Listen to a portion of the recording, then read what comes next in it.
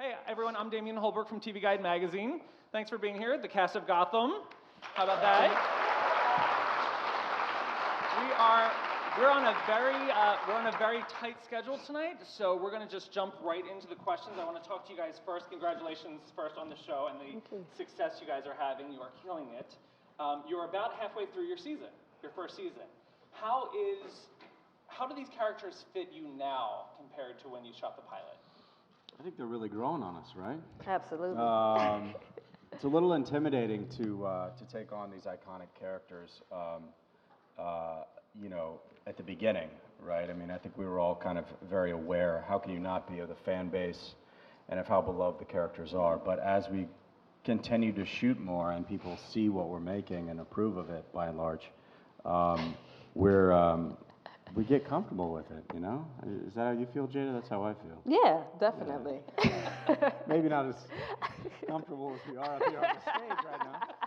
Yeah, no, we're really starting to settle in, and we're starting to figure out what the show is and what it isn't. It's a tricky tone to balance the humor and the seriousness and the eccentricities versus the sort of more straightforward crime saga elements of it, but we're sort of figuring it out. And it feels like we're finding out a lot more about these characters that were introduced in very explosive ways in the pilot in the first couple episodes, but especially for you guys, especially tonight's episode,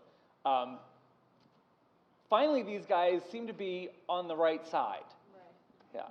How has that been playing? I mean, really, your only ally on this panel so far has been Nigma. Yeah, man. That's right. Yeah, you know, Gordon finds allies in all sorts of unexpected places, and the MCU was actually motivated by the right things. They were trying to get to the truth. They just thought that I killed Penguin. When they find out that I didn't, they're on my side. I'm not going to use this thing. And so yeah, they become allies, and good allies too. They save you.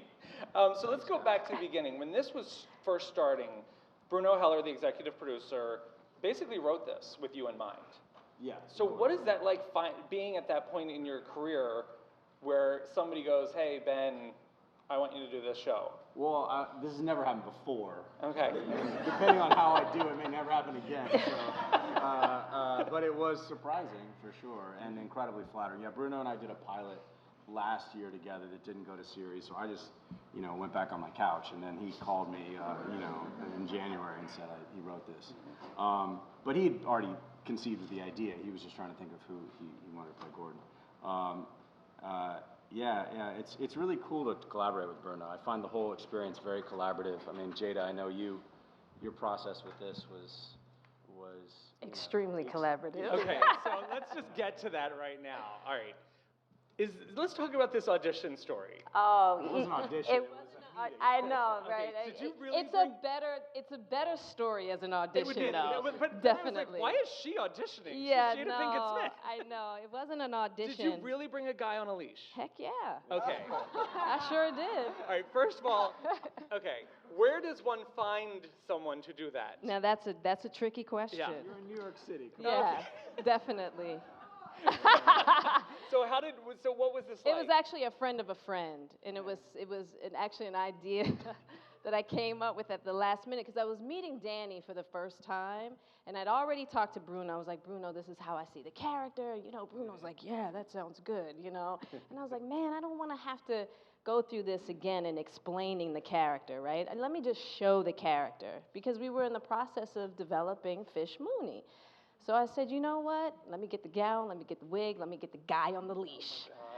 And I went to see Danny, and I was like, this is Fish Mooney right here. And he was like, love it. That's amazing. Please tell me it was at least in his office and not a restaurant?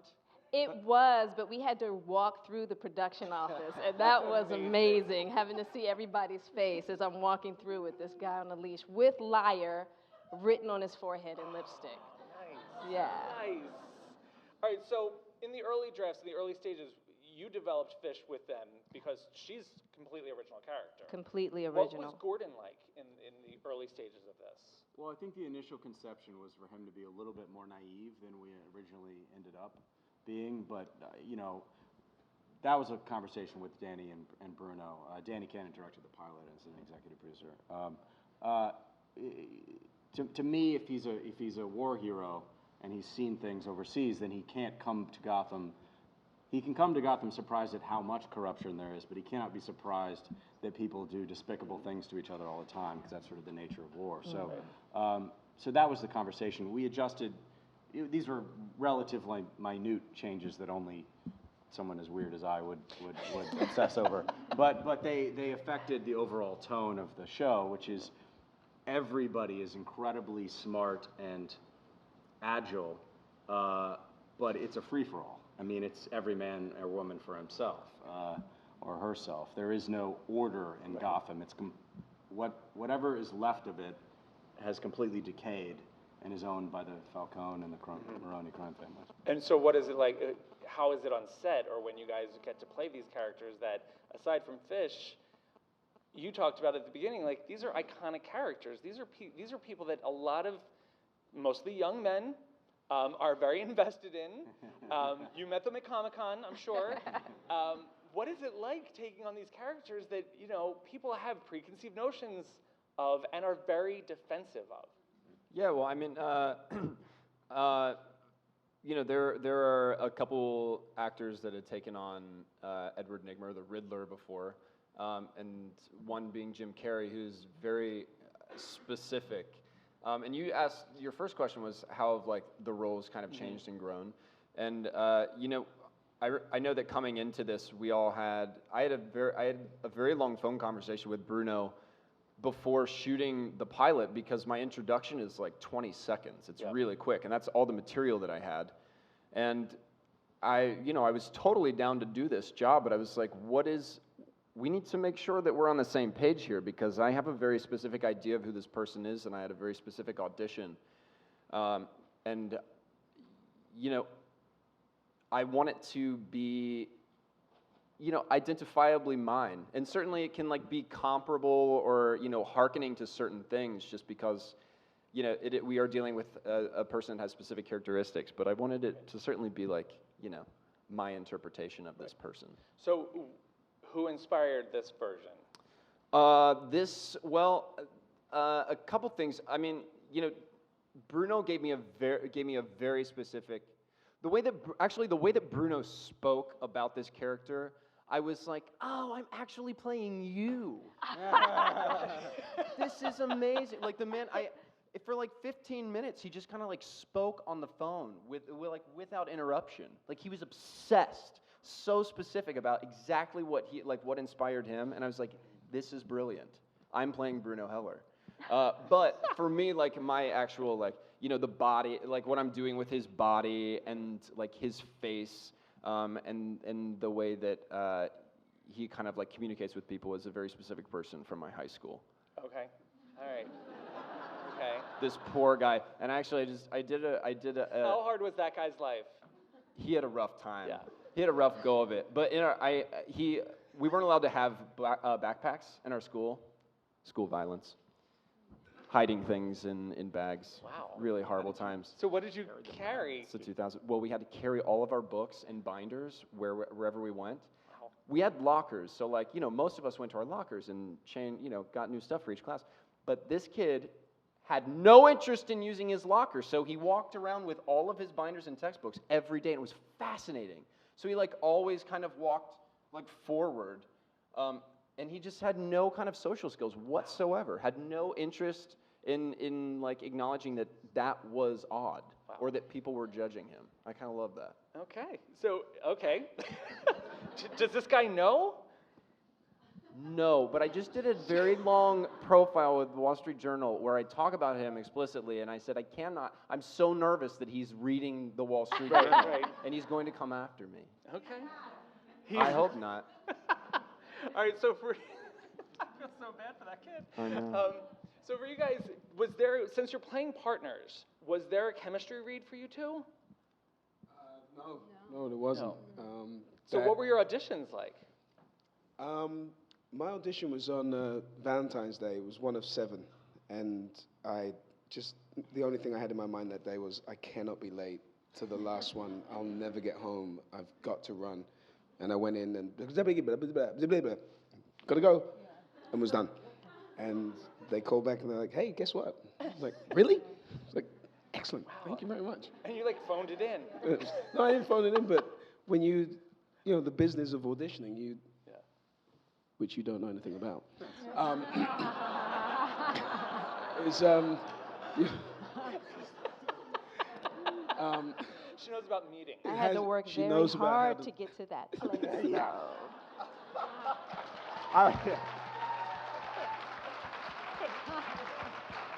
If there's anyone in here who wants to be on a leash for me the next time I go somewhere. But honestly, from the day Victoria and I met, it's just been an incredible relationship. I love her. Yeah, She's been amazing. She's It's amazing. really great. I mean, I didn't know what I was reading for. I had dummy sides. I didn't have the script. It was a character named Kim. And I went in and, auditioned, got the call back, got the part.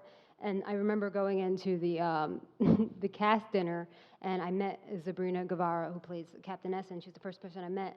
And then this cute blonde girl comes from around the table and says, "Are you playing Renee?" And I was like, "Yes." She goes, "Hello, my lover."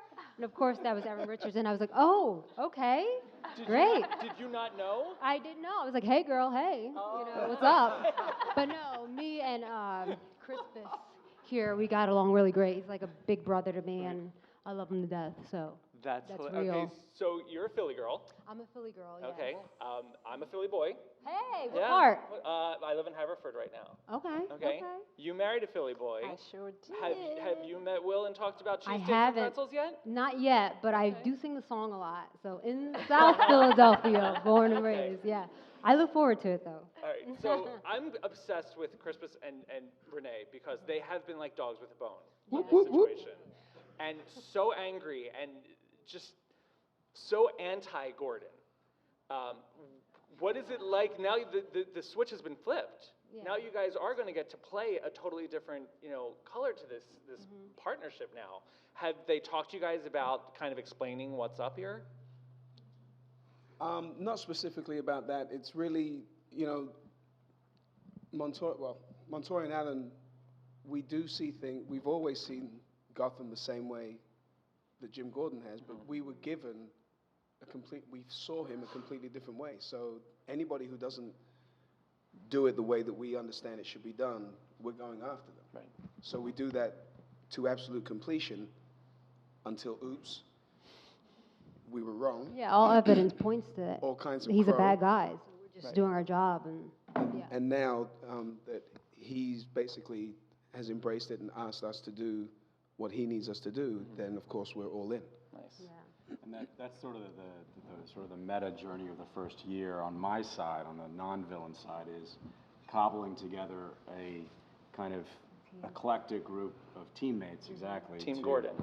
Exactly, Team Gordon. Thank you very much. I'll take that. There you go. Sure. Hashtag it. Hashtag it. And it's people like Nigma, Harvey, obviously, and Montoya and Allen. All right. And Essen. And Essen, who's, she's great. She's amazing. Yeah. She's amazing. And tonight's episode was fantastic. Yeah, she did some good stuff. Were you guys aware of the backstory after you got the roles and they actually told you who these people were? Did you go and dig into the backstories of these characters? Because things don't go well for Crispus later on.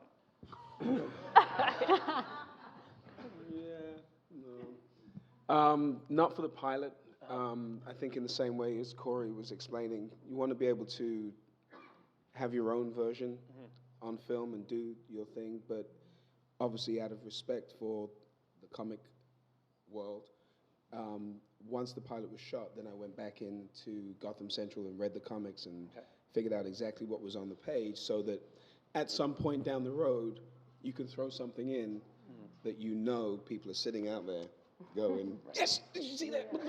Yes, but not to base it just on what is already out there, because we are an origin story, and we are telling the story of the central character is Gotham, and what happens in Gotham, what would make a city become the way this particular city has.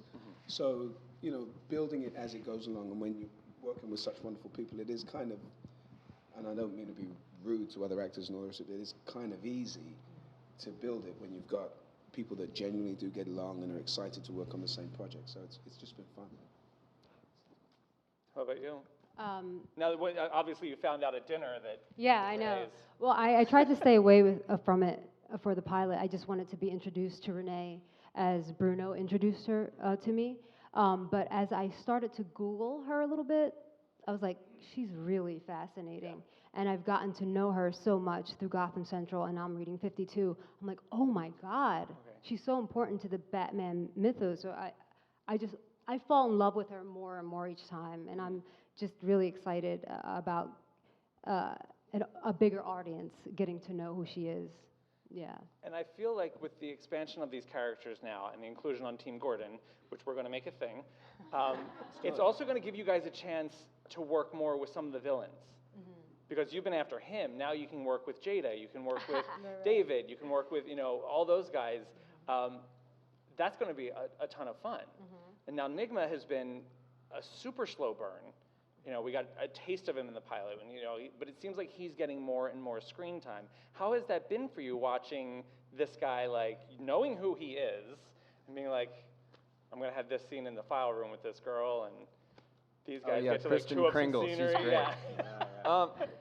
great. It's really nice. It's exciting. I mean, I think, you know, when you attack a project and you know it's the origin stories, you want to start as far away from the inevitable, like, you know, role that he's going to take on as possible. And the nice thing is I get to, like, marinate in being a good guy and just being misunderstood and mistreated, which is really, really exciting. I'm loving it. I hope I stayed there as long as possible.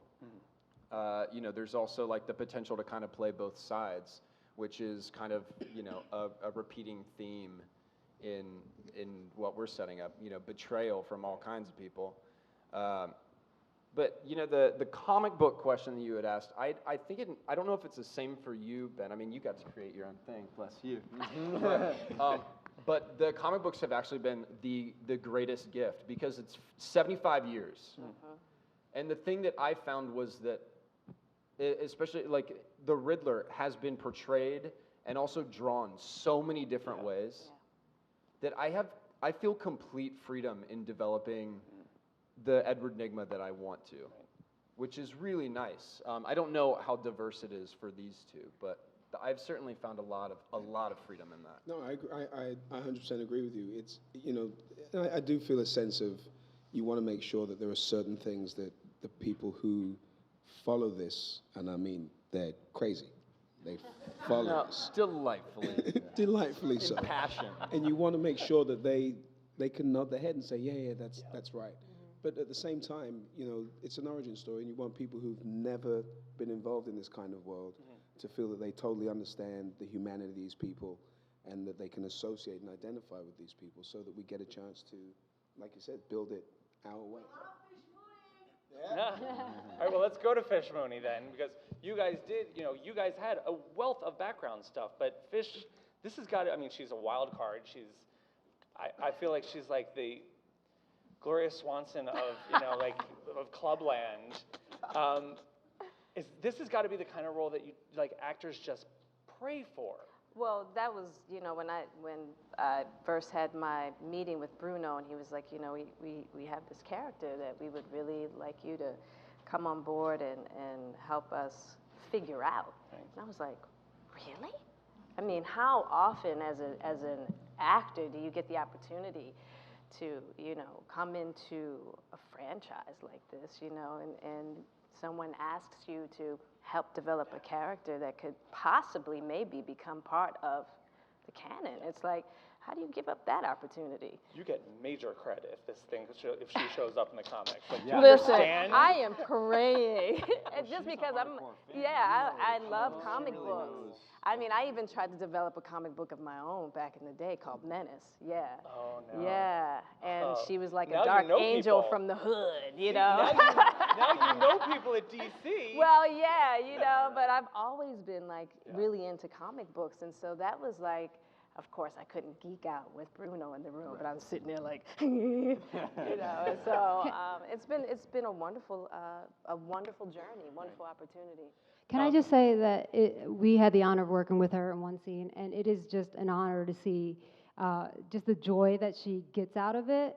I mean, she's thoroughly just enjoying herself. I mean, I missed her in last week's episode. I don't know about you guys, but so much fun to watch. Thank you. I enjoyed working with you guys too. I mean, I have a blast. I think it's the most fun I've ever had in front of the camera, honestly. Yeah. And you're like, this is I'm obsessed with this character as well. Can we talk about the scream? The scream in like, episode 2, 3? Which? Where you're in the club. Balloon Man. Yeah.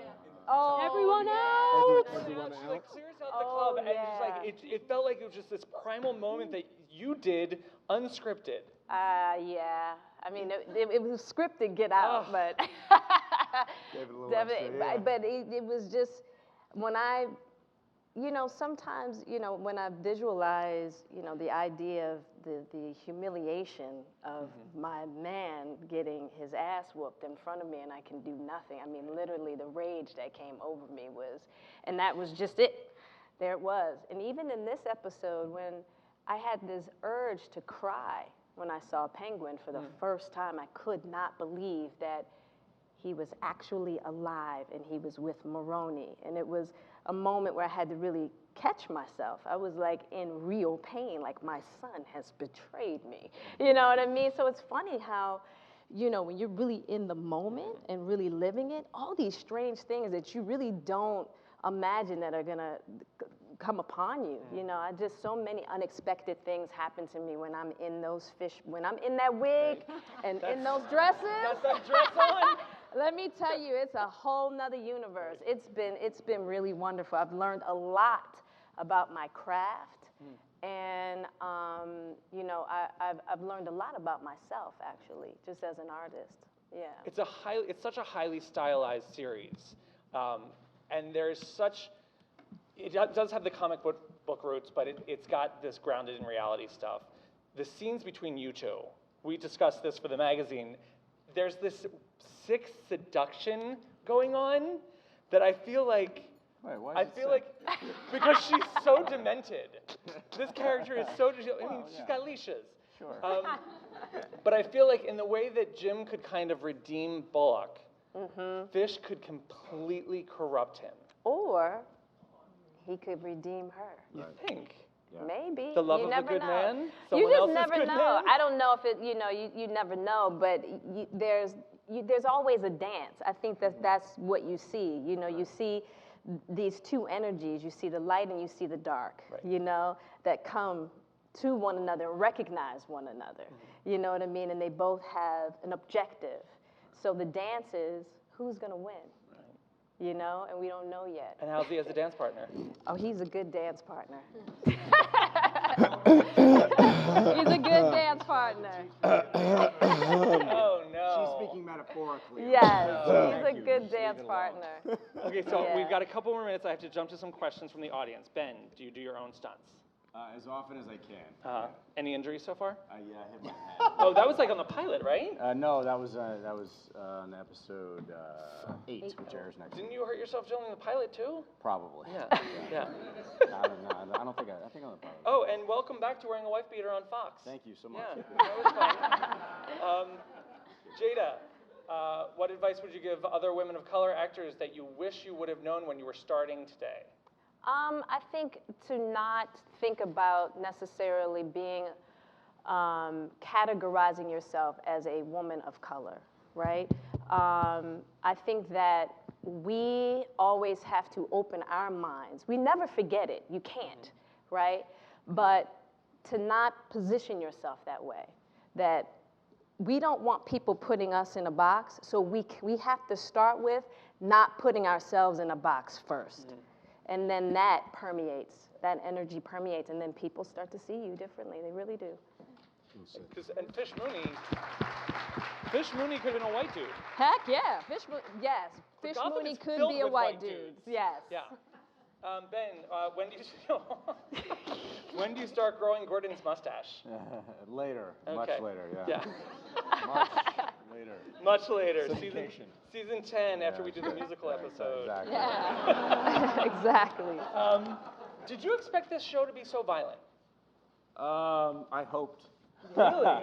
I like the violence because it's not. I mean, look, that episode was incredibly violent, but I mean, the way that you actually see it, for the most part, is not as sadistic, in my opinion, as a lot of whatever Criminal Minds or something like that. I mean, I think the world we're portraying needs to be portrayed with a lack of cartoonish violence. And so a gunshot is a real gunshot. You shoot a guy in a knee and it really hurts a lot, and he goes down fast and he writhes in pain. And it's not treated casually, but it's treated as the brutal exercise that it is. Andrew, I think you have appeared on every show that is currently filming in New York.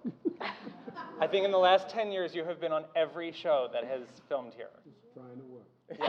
Well, you were clearly doing it. For all of you, you're getting to film here in New York.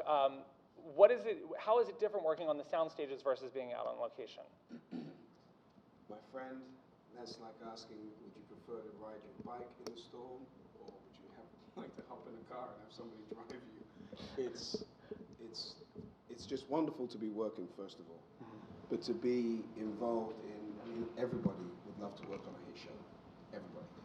But to be honest with you, still the best part is that when I hang out with these guys, when we see them and we're not working, I look them in the eyes and I know we're friends and we're a family.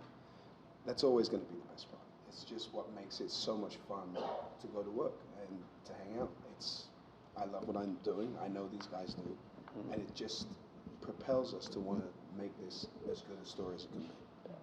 And you're doing a lot of hours outside, a lot. And we just had daylight saving time.